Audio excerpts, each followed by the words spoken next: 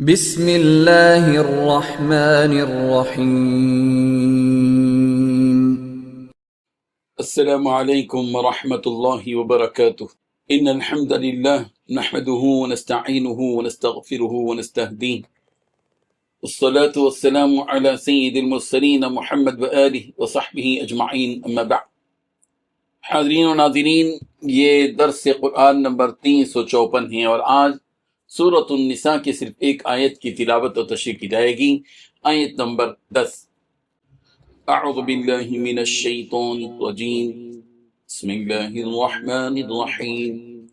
ان الذین یأکلون اموال الیتامی ظلما انما یأکلون فی بطونہم نارا وسیصلون سعیرا، صدق اللہ العظیم۔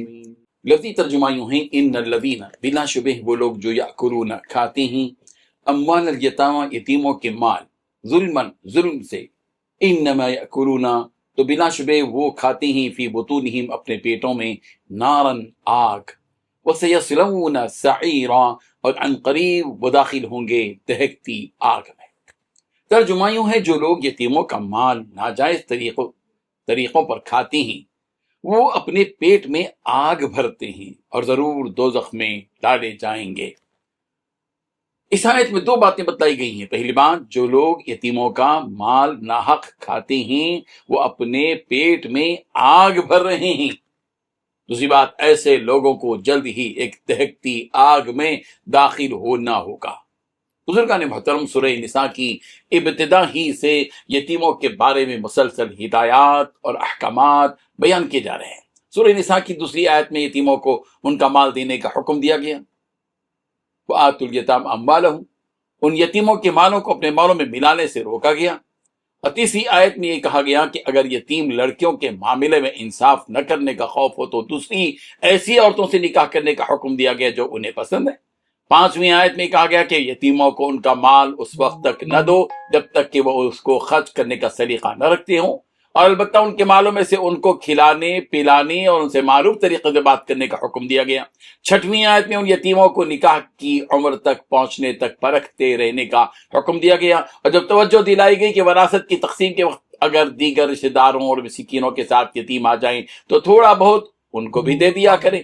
اس آیت میں یتیموں کے مالوں کو ناحق اور ظلم کرتے ہوئے جو لوگ کھاتے ہیں ان کے لیے یہ وعید بیان کی گئی کہ یہ لوگ بظاہر ان کا مال کھا رہے ہیں مگر نتیجے اور انجام کے اعتبار سے اپنے پیٹوں میں آگ بھر رہے ہیں، اور ایسے لوگوں کا انجام دہکتی آگ ہے۔ بزرگان محترم، آج بھی ہمارے سماج میں ایسے ظالم بھیڑیے موجود ہیں جو یتیم بچوں کا مال دھڑلے سے کھا جاتے ہیں اور بڑی آسانی سے ڈکار لے لیتے ہیں۔ بڑے بھائی کا انتقال ہوا، اسی کے ساتھ چھوٹے بھائی کا رہنا ہوتا تھا۔ بڑے بھائی کے بچے ہیں اور ان کے بچوں کے چچا نے سارے مال پر قبضہ کر لیا۔ اس فہرست میں دیندار، متقی اور پرہیزگار کہلائے جانے والے لوگ بھی ہیں جن کی تہجد بھی قضا نہیں ہوتی، لمبی لمبی تسبیح روزانہ چلتی ہے، نفل روزے بھی کبھی نہیں چھوڑتے، مگر معاملات میں اس قدر کچے ہیں کہ ذرا بھی شرم نہیں آتی کہ اپنے ہی بھائی کے معصوم بچے سڑک پر آ گئے اور بیوہ بھابھی قسم پرسی کا شکار ہو گئی، اور یہ ہیں کہ اپنے بھائی کی وراثت کے مال میں سے مزے لے لے کر کھا رہے ہیں۔ یہ ظالم اور جاہل اپنے ہاتھوں سے اپنے پیٹوں میں آگ بھر رہے ہیں۔ بظاہر روٹی سے پیٹ بھر رہے ہیں لیکن حقیقت میں اپنے پیٹ میں آگ کے انگارے بھر رہے ہیں۔ رب ذوالجلال ہم سب کو ان معاملات میں احتیاط کرنے کی توفیق عطا فرمائے، ظلم کرنے سے بچائے، بالخصوص یتیم بچوں پر ظلم کرنے سے ہم سب کی حفاظت فرمائے۔ آمین۔ وآخر دعوانا ان الحمد للہ رب العالمین۔